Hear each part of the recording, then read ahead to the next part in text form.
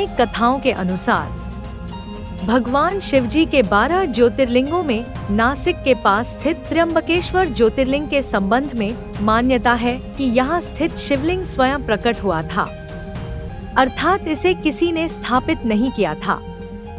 यह मंदिर गोदावरी नदी के तट पर स्थित है। प्राचीन समय में ब्रह्मगिरी पर्वत पर देवी अहिल्या के पति ऋषि गौतम रहते थे और क्षेत्र में कई ऐसे ऋषि थे जो गौतम ऋषि से ईर्ष्या करते थे।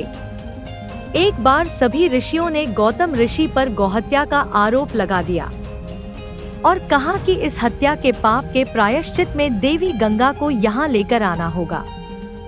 तब गौतम ऋषि ने शिवलिंग की स्थापना करके पूजा शुरू कर दी और गौतम ऋषि की भक्ति से प्रसन्न होकर शिवजी और माता पार्वती ने वरदान मांगने को कहा।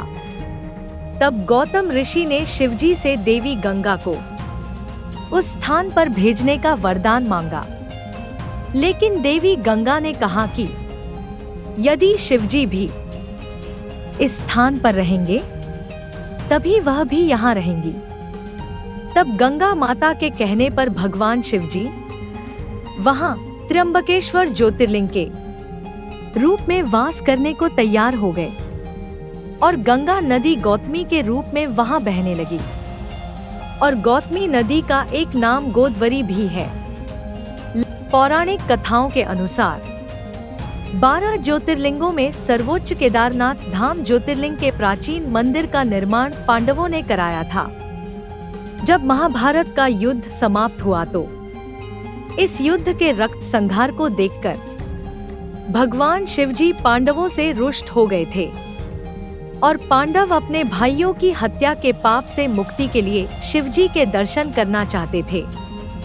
तब प्रायश्चित करने के लिए पांडव भगवान शिवजी की खोज में केदारनाथ पहुंच गए। तब भगवान शिवजी ने बैल का रूप धारण कर लिया और वे अन्य पशुओं में जा मिले और भीम ने अपना विशाल रूप धारण कर 2 पहाड़ों पर अपने पैर फैला दिए। सब गाय बैल तो निकल गए, पर भगवान शिवजी रूपी बैल पैर के नीचे से जाने को तैयार नहीं हुए। तब भीम बलपूर्वक इस बैल पर झपटे, लेकिन बैल भूमि में अंतर्ध्यान होने लगा। तब भीम ने बैल की त्रिकोणात्मक पीठ का भाग पकड़ लिया था और भगवान शिवजी पांडवों की भक्ति और दृढ़ संकल्प देखकर प्रसन्न हुए।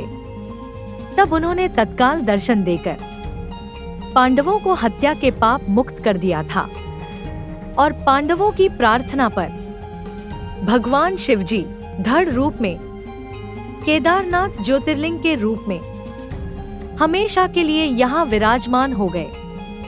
लाइक, शेयर, सब्सक्राइब कीजिएगा।